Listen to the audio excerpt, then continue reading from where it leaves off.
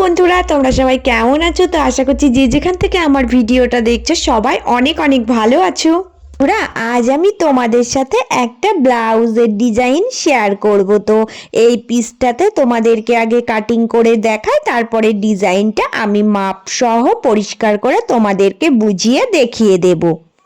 পিসটা কিন্তু আমি 4 ভাঁজ করে নিচ্ছি। নেওয়ার পরে আমি এই লাইলিনগুলো আগে থেকেই কেটে রেখেছিলাম, তো এটা আমি বসিয়ে সেম মাপ করে কেটে নিচ্ছি। দুটো পার্ট আমি একসঙ্গেই কেটে নেব।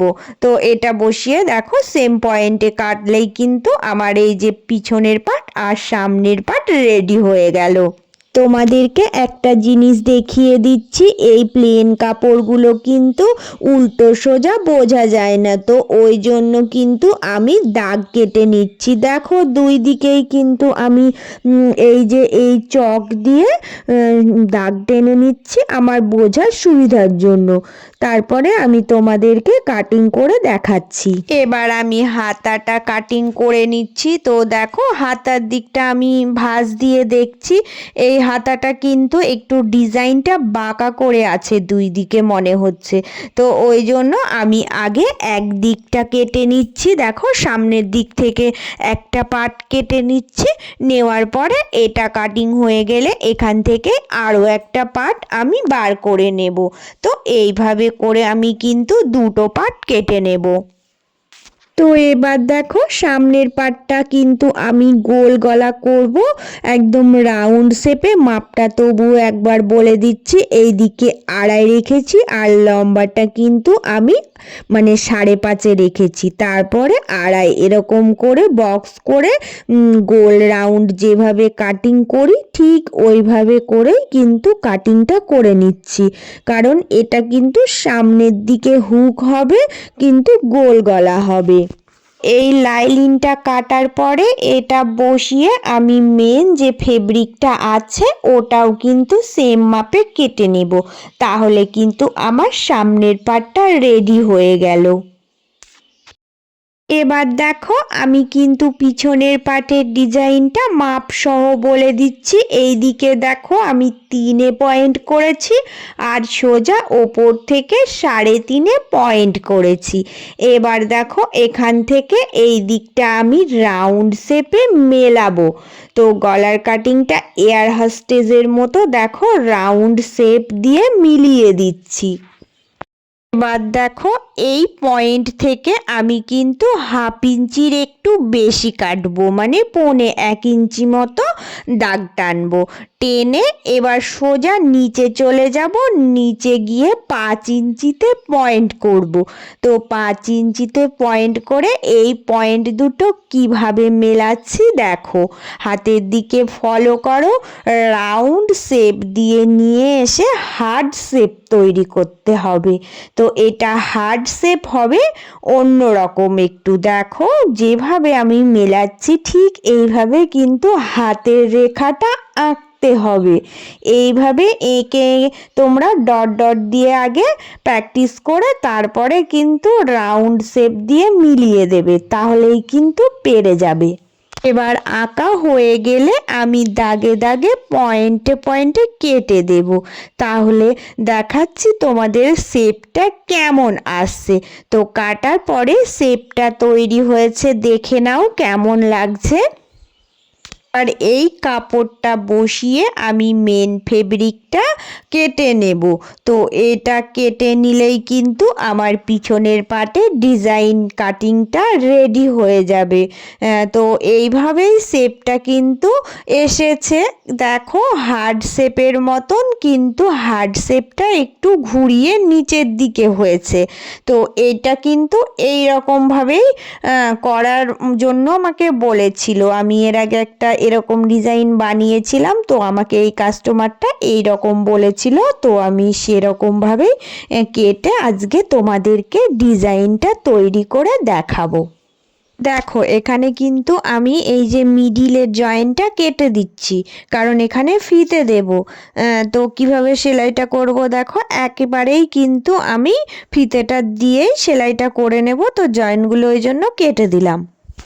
আমি তোমাদেরকে আজকে পট্টিটা কিভাবে সেট করবে সেটাও দেখিয়ে দিচ্ছি। দেখো আমি মেন ফেব্রিকটার ওপরে লাইলিন কাপড়টা রেখে সেম কিন্তু যেভাবে কেটেছিলাম ওইভাবেই আগে একটা নর্মাল সেলাই দিয়ে নেব।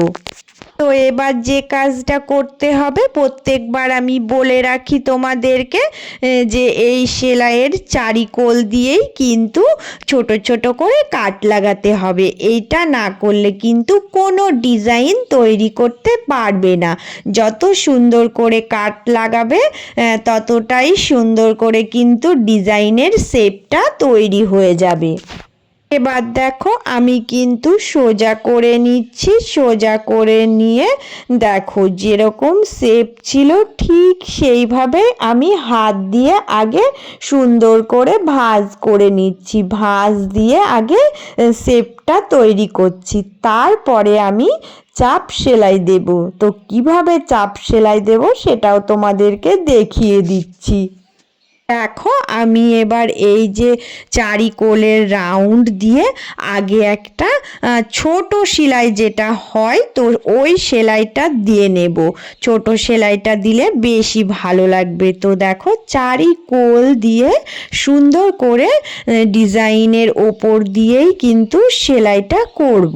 তো একটা সেলাই আমার দেওয়া হয়ে গেলে আমি হালকা 2 সুত মতো ছেড়ে দিয়ে আরও একটা সেলাই দিয়ে নেব, কারণ এই সব ডিজাইনগুলো করতে গেলে সরু করে 2টো চাপ সেলাই দিলেই বেশি ভালো হয়, আমার যেটা মনে হয়। তো আমি ওই জন্য তোমাদেরকে এটাও দেখিয়ে দিলাম, আর ডিজাইনটা কেমন তৈরি হবে সেটাও আমি তোমাদেরকে দেখিয়ে দিচ্ছি। পুরো ব্লাউজটা কিন্তু এই রকমভাবে তৈরি করে নিয়েছি। ডিজাইনের শেপটা এই রকম এসেছে। এবার কিন্তু এই ডিজাইনটাকে ফোটাতে হলে আমি কি করব, একটা মতি বসাবো। তো এটা আরও ভালো লাগবে দেখতে। ওই জন্য দেখো মতিটা আজকে আমি তোমাদের কিভাবে সেট করব সেটা দেখিয়ে দিচ্ছি। হাত দিয়ে মতি সেট করলে কিন্তু খুব সুন্দর ফিনিশিং আসে। তো কিভাবে সেলাইটা করবে সেটা আমি তোমাদেরকে আজ পরিষ্কার করে দেখিয়ে দিচ্ছি। তোমরা দেখলেই বুঝতে পারবে যে হাত দিয়ে কতটা সুন্দর ফিনিশিং আনা যায়। তো দেখো আমি যে চাপ সেলাইটা দিয়েছিলাম ওই সেলাইয়ের ওপর দিয়েই কিন্তু আমি এই ছুঁচ সুতো দিয়ে সেলাইটা দিচ্ছি। মতিটা দেখো ভিতরে রেখে শুধুমাত্র মতিটা বের করে রেখে দেখো ছোট ছোট করে সেলাই দিচ্ছি। সেলাইয়ের সাথেই কিন্তু মিলে যাচ্ছে। তো আমি এর আগে অনেকবার দেখেছি মেশিন দিয়ে যদি মতি বসাতে যায় মতি কিন্তু মাঝে মধ্যে ভেঙে যায়, ঠিকঠাক হয় না। তো আমি এটা নিজে থেকেই মানে বুদ্ধি খাটিয়ে বার করেছিলাম যে যদি হাত দিয়ে এইভাবে করে মতি বসানো যায় তাহলে একটা মতিও ভাঙবে না, আর সময়ও কিন্তু খুব কমই লাগে, মানে সুন্দরভাবে কিন্তু এটা সেট আপ করা যায়। আমি সব সময় নিজের অভিজ্ঞতাতে যেটুকু জানি আমি সেটুকুই তোমাদের শেয়ার করি। তো তোমরা একবার হলেও এইভাবে সেট করে দেখো, কেমন মানে সুন্দর হয় নিজেরাই বুঝতে পারবে। তো আজকে আমি তোমাদেরকে এই টিপসগুলো বলে দিলাম। আর দেখো আমার ফাইনালি ব্লাউজটা কতটা সুন্দর লুক এসেছে, তোমরা দেখে নিজেরাই বলতে পারবে যে কেমন হয়েছে। মতি সেট থেকে ডিজাইনটা পুরো ব্লাউজটা কেমন হয়েছে তোমরা নিজেরাই দেখে বলো। তো আমার আজকের ডিজাইন এটাই ছিল, এটা আমি তোমাদেরকে শেয়ার করলাম। তো পুরো মাপসহ সব কিছু তোমাদের বলে দিলাম। তো তোমরা এইভাবে করে কিন্তু এই রকম ডিজাইন নিজের জন্য তৈরি করে নিতে পারবে। আর ডিজাইনটা কেমন হয়েছে তোমরা সবাই কিন্তু কমেন্ট করে জানাবে প্লিজ। যারা পুরনো বন্ধু হয়ে প্রত্যেক দিন আমার ভিডিও দেখো, আমার পাশে আছো, তাদের জন্য আমার রইল অনেক অনেক ভালোবাসা। আর নতুন বন্ধু তোমাদের জন্য অনেক অনেক ভালোবাসা। তোমরা সবাই প্লিজ চ্যানেলটা সাবস্ক্রাইব করে নিয়ে পাশে থেকো। আর সবাই অনেক অনেক ভালো থেকো, সুস্থ থেকো।